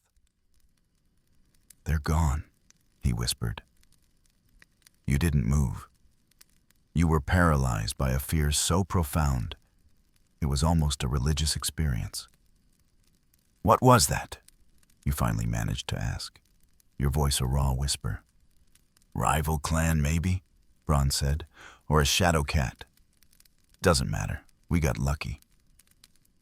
Lucky. You lay there, in the cold and the dark, and thought about that word. You had been captured, imprisoned, threatened with execution, and hunted. And you were lucky. It was a grim, ironic thought. You started to laugh. A quiet, hysterical laugh that you couldn't control. Bronn looked at you, his expression unreadable. "You're mad, little lord." "No," you said, wiping a tear from the corner of your eye. "I think I've just found it." You were alive. Against all odds, you were alive. Every moment, every breath was a victory. You would not be afraid. You would not despair. You would live. You would make your enemies pay for what they had done to you. You would pay all your debts. The Lannister way. The near-death experience in the cave changed something in you. The fear was still there, a constant companion. But it no longer paralyzed you. It sharpened you. You were no longer just trying to survive. You were fighting back. Your weapon was not a sword, but your mind. You began to think like your opponents. The mountain clans were not a monolith. They were a collection of tribes, the Stone Crows, the Burned Men, the Black Ears, all rivals, all fighting for scarce resources. They were not stupid. They were pragmatic. They understood power, and they understood self-interest. A few days later, your luck ran out. You were surrounded. A dozen men, their faces painted, their weapons crude but effective, materialized from the rocks. They were Stone Crows, led by a tall, fierce man named Shaga. Bronn drew his sword, ready to go down fighting. But you held up a hand. "Wait," you said. You stepped forward, your hands raised in a gesture of peace. It was a calculated risk. They could have killed you in an instant. "I am Tyrion, son of Tywin," you announced, your voice clear and strong. You used your father's name deliberately. It was a name that carried weight, even here. A name associated with power, with gold. Shaga looked at you, his eyes narrowed. He saw a dwarf, a rich man's plaything, an easy victim. "My father will pay handsomely for my safe return," you continued, "but he will pay even more handsomely for the men who escort me to his army." You weren't offering a ransom. You were offering a contract. You were turning them from captors into employees. Shaga laughed, a harsh, ugly sound. "A lion's promises are worth less than dog shit in these mountains." "Perhaps," you conceded, "but a lion's gold is not. And I offer you more than gold. I offer you weapons, good steel weapons, swords and axes and armor, forged in the smithies of Casterly Rock." That got their attention. Their own weapons were little more than sharpened stone and scrap metal. The idea of real steel, Lannister steel, was a powerful lure. "Why would you give us weapons?" Shaga asked, his suspicion warring with his greed. "So we can use them against you." "You could," you admitted. "But why would you? The Lords of the Vale are your enemies. They have been for 1,000 years. They hunt you. They drive you from your lands. My family has no quarrel with you. But we have a quarrel with the Arryns, a very large quarrel." You let the idea sink in. The enemy of my enemy is my friend. It was a simple, powerful logic. "Help me reach my father's army," you said, pressing your advantage. "And you will have your steel. You will have armor to protect you from the Arryn's arrows. You will have swords to take back the lands that were stolen from you. You will be the most powerful clan in the Mountains of the Moon." You were offering them more than just weapons. You were offering them a future of strength and respect and vengeance. Shaga looked at his men. You could see them wavering. The promise was seductive. It was a gamble, but the potential reward was immense. "And what do you get out of this, little man?" Shaga asked. "I get to live," you said simply, "and I get an army." You looked around at the dozen ragged clansmen. They were not a conventional army. They were wild, undisciplined, and murderous. But they were fierce, and they knew these mountains better than anyone. They were a weapon, and you had just learned how to wield it. Shaga considered your offer. He looked at you at your fine clothes, your soft hands. You represented everything he despised. But he also saw the intelligence in your eyes, the confidence in your voice. You were not a victim. You were a player. "Get him a helmet," Shaga grunted to one of his men, "lest he cracks his head open before he gets us our steel." It was a grudging acceptance. But it was an acceptance. You had done it. You had turned a mortal threat into a powerful, if unconventional, alliance. The journey was different now. You were no longer the hunted. You were, in a way, a guest of honor. You rode with the stone crows, a strange and motley company.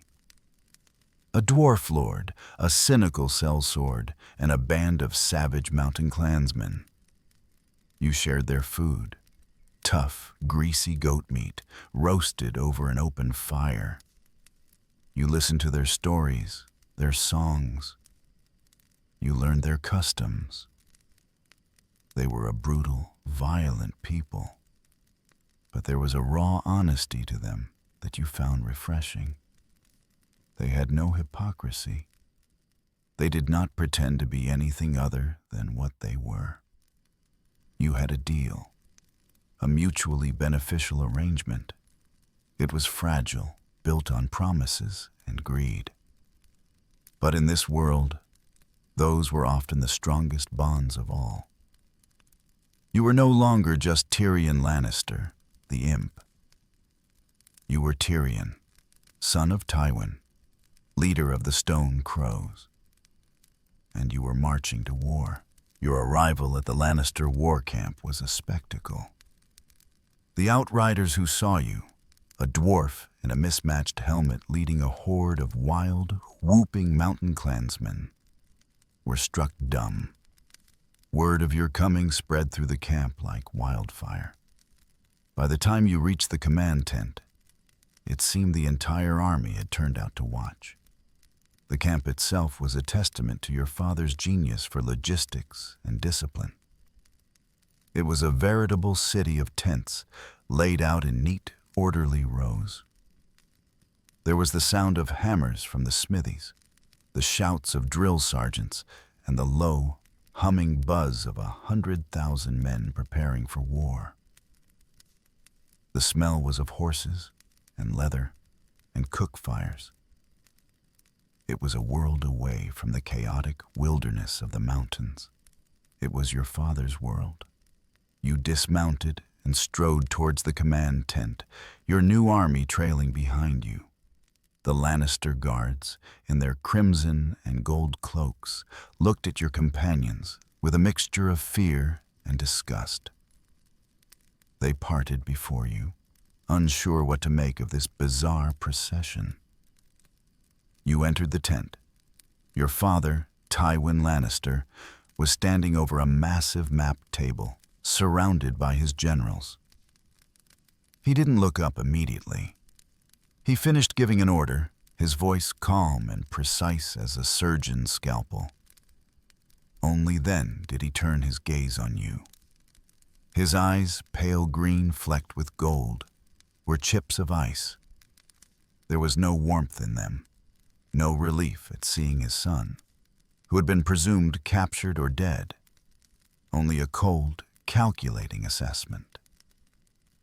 "It seems the rumors were true," he said flatly. "You're alive." "As you see," you replied, trying to match his composure. "And I've brought friends." You gestured to Shaga and the other clan leaders who had followed you into the tent. They looked wildly out of place amidst the polished armor and silk banners. Your father's gaze swept over them, his expression one of utter contempt. "And what, precisely, are these?" "The mountain clans of the Mountains of the Moon, father," you explained. "They have agreed to fight for us, in exchange for arms and armor." One of the generals, your Uncle Kevin, looked at you with what might have been a flicker of admiration. but your father was unmoved. "You would arm these savages?" he asked, his voice laced with scorn. "They have no discipline. They are unreliable. They will be a liability, not an asset." "They are fierce fighters," you countered. "And they know the terrain of the Vale better than anyone. They can be our scouts, our raiders. They can harass the enemy's supply lines." "They are a rabble," Tywin said, dismissing the idea with a wave of his hand. He turned his attention back to the map. You were dismissed. You stood there in the center of the tent, a familiar feeling of rage and frustration welling up inside you. You had survived the Eyrie. You had outwitted Catelyn Stark. You had tamed the mountain clans.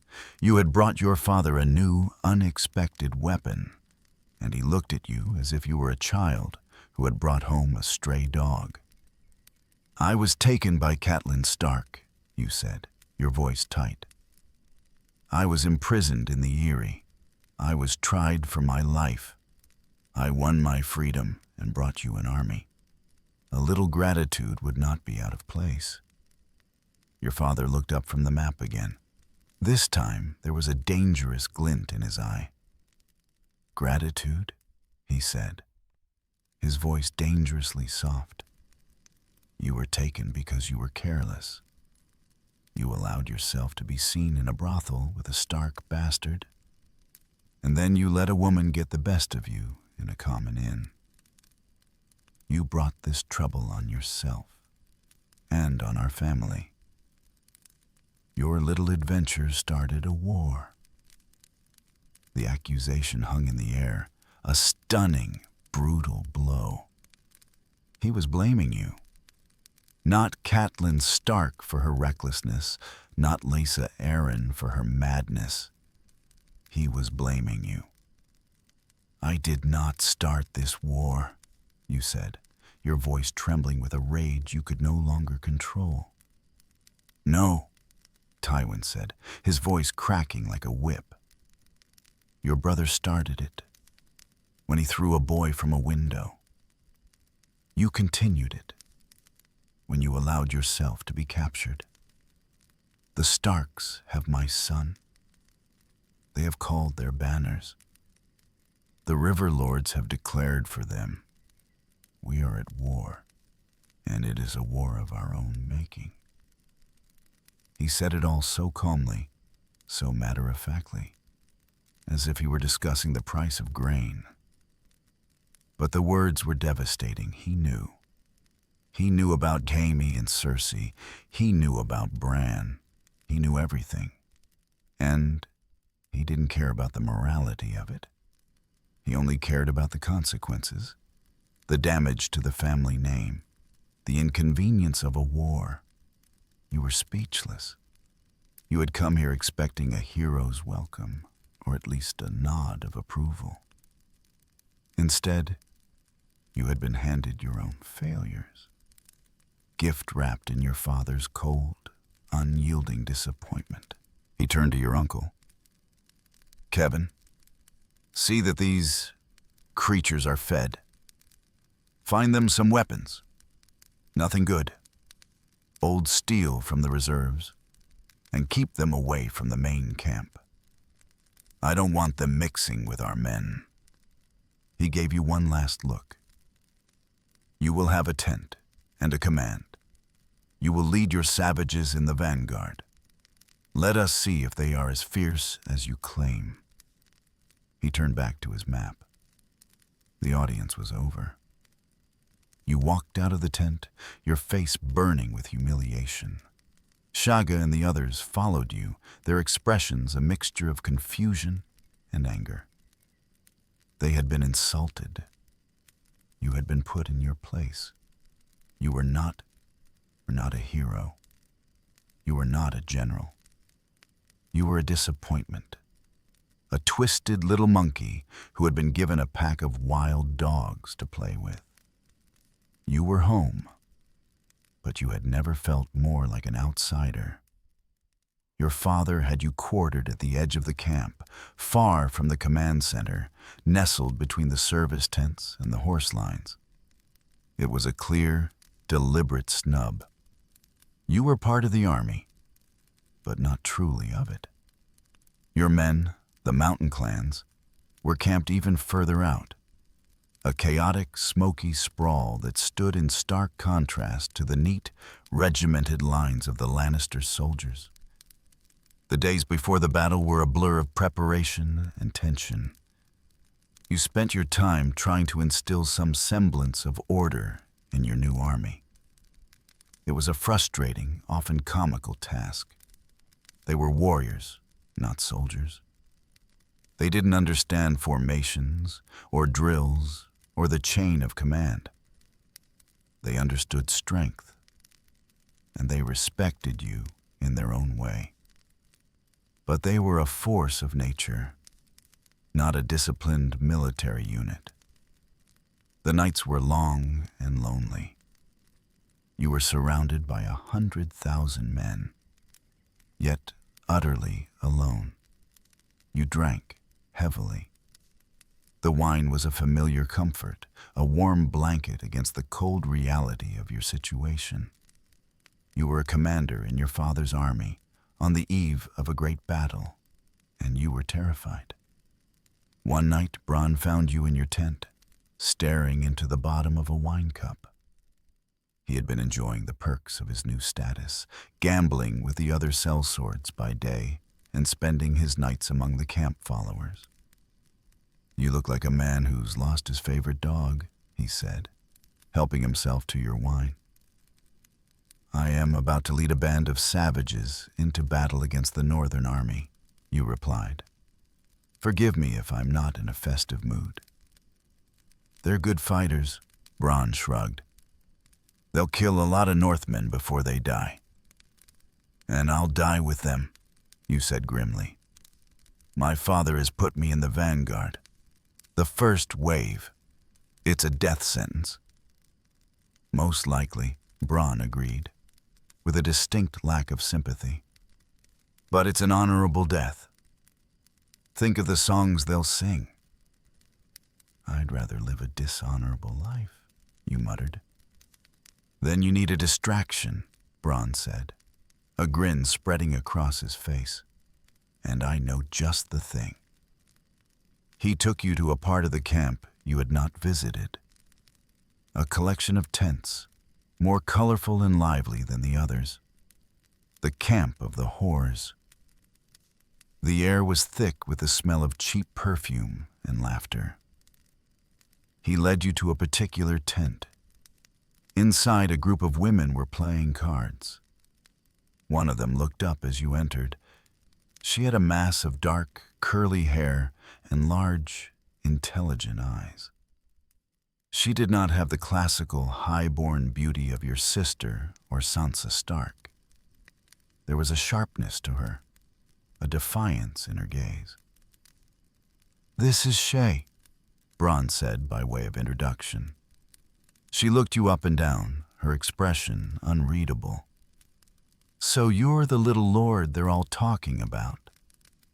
Her accent was strange, not Westerosi. From one of the free cities, perhaps Lys or Mire. "And you're the whore who's been taking all of Bronn's money," you replied, your customary wit returning. She laughed, a genuine, throaty laugh. "He's a terrible card player." There was an immediate spark between you, a connection that went beyond the usual transaction. You found yourself talking to her, really talking. You asked her where she was from, how she had ended up here. She was guarded, but she told you small things. That she had learned the common tongue from a sailor. That she dreamed of one day having her own house with a red door. It was a simple, childish dream. But in this world of war and politics, it was a beautiful one. You asked her to sing. She was reluctant at first, but you insisted. You gave her more gold than she had probably ever seen in her life. She sang a song from her homeland. It was a sad, haunting melody about a love lost to the sea.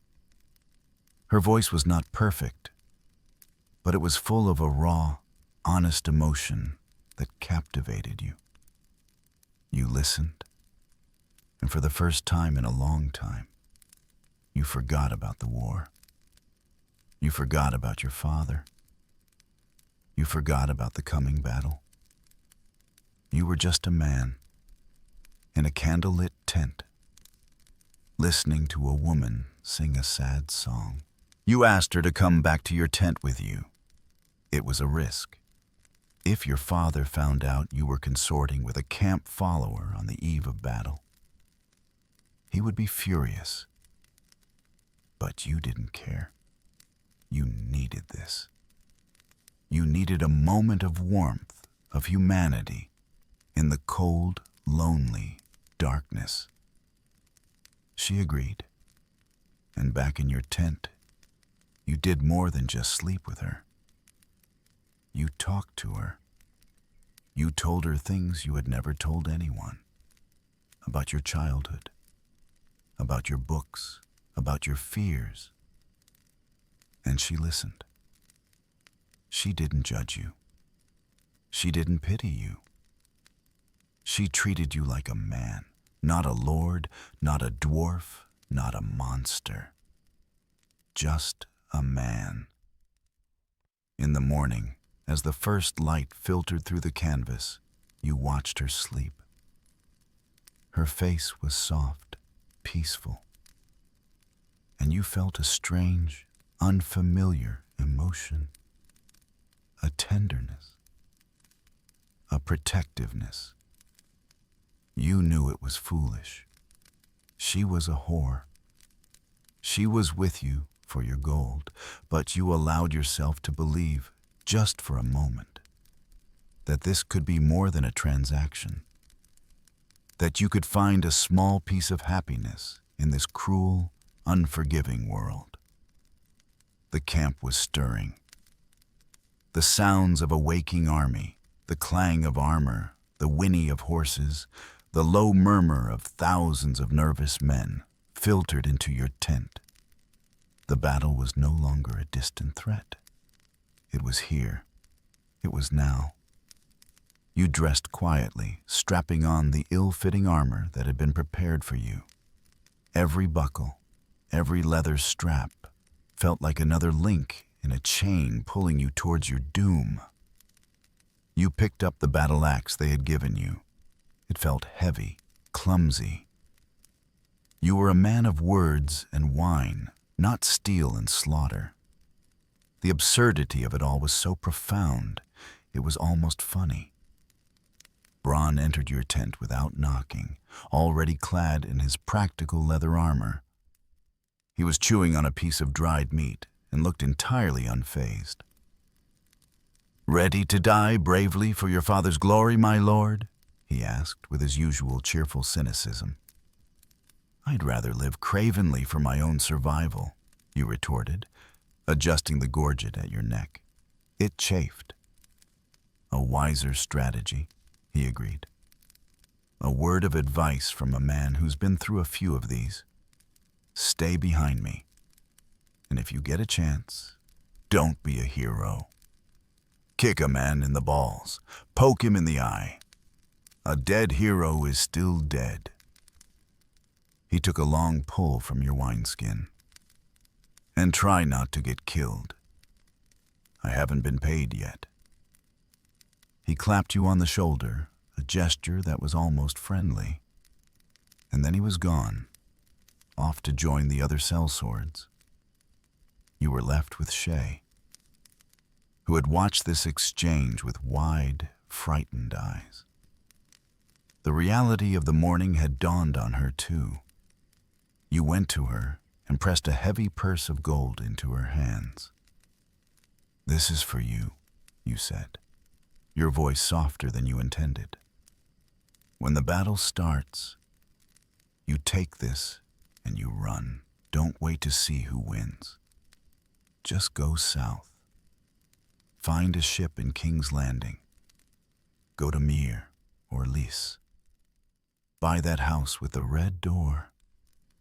She stared at the gold, then at you. There were tears in her eyes. "You think you're going to die?" "I think my father wants me to die," you corrected her. "It's not quite the same thing, but the results are often indistinguishable. Please, do this for me." She nodded, clutching the purse to her chest. She reached out and touched your cheek, her fingers surprisingly gentle. "Be safe, my little lion," she whispered. And then, like a ghost, she slipped out of the tent. You were alone, truly alone now. The fear you had been holding at bay with wine and wit and company came rushing in, a cold black tide. You sat on your cot, the weight of the armor pressing down on you. You were going to die. Here, in a muddy field, for a cause you didn't believe in, at the command of a father who despised you. Your life, a life of privilege and intellect and quiet pain, was about to be snuffed out by some farm boy with a spear who had never even read a book. You needed to do something to hold back the fear. Your eyes fell on a piece of parchment and a quill. An idea took hold, a final act of confession, a final debt paid, if only to yourself. You began to write, not to your father or Jaime or Cersei. You wrote to Tysha. The name felt strange on your lips, a ghost from another life. You poured it all out onto the page, the whole sordid, shameful story. Your love for her, your secret marriage, the happiness you had felt, so pure and brief. And then your father's cruelty, the lies he told you, what he made you do. You wrote of the doubt that had festered in you for years. What if he lied? You wrote, your hands shaking. What if you weren't what he said you were? What if your love was real?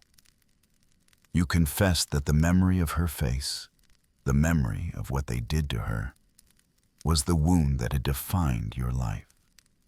That it was why you could only find solace with women you paid for, because you couldn't bear to be betrayed like that again. You apologized for your weakness, for believing him, for not fighting for her, for the gold piece he made you give her at the end. "I'm sorry," you wrote, and a tear fell onto the parchment, smudging the ink.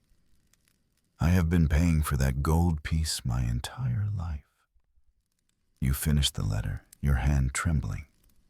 It had no recipient.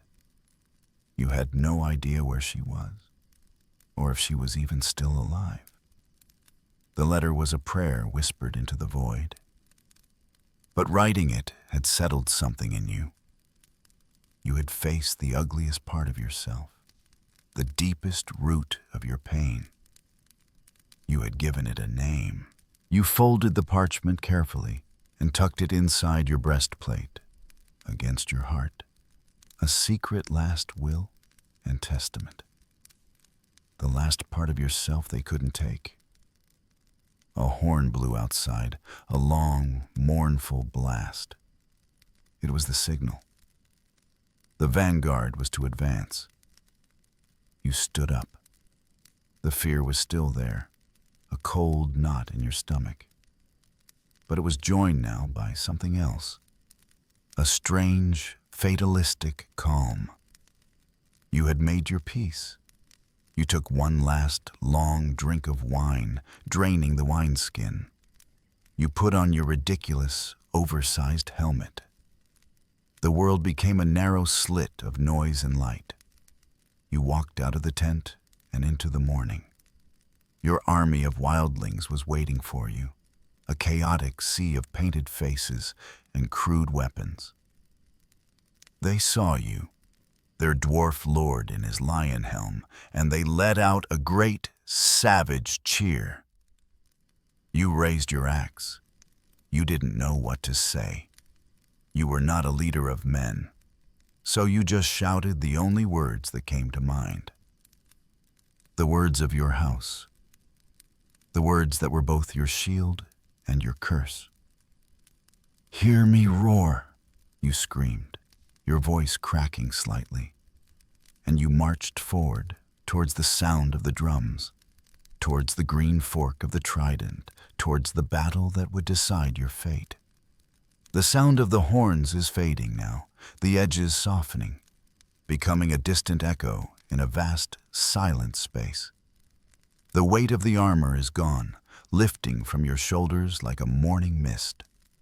The cold, hard ground beneath your feet gives way to something soft, yielding, and warm. You are floating now, drifting on a slow, gentle current, away from the clash of steel and the cries of men.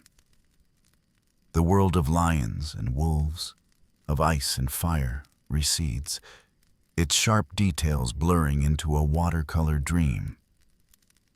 The fear you felt, that cold knot in your stomach, has uncoiled, replaced by a deep and heavy calm. The anxious thoughts, the endless calculations for survival, are quieting one by one, like candles being snuffed out in a long, empty hall. There are no more battles to be won, no more trials to be endured, no more Father's approval to be sought. There is only this slow, quiet drift into a soft, welcoming darkness.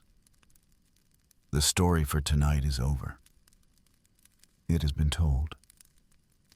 Its characters are sleeping now. Their fates paused for another time. And you can sleep too.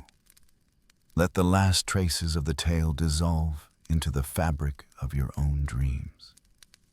Feel the gentle pull of slumber, a safe harbor after a long and weary journey. There is nothing left to do now but to let go, to sink into the deep, restorative silence of the night. Rest now. You are safe. You are home. Good night.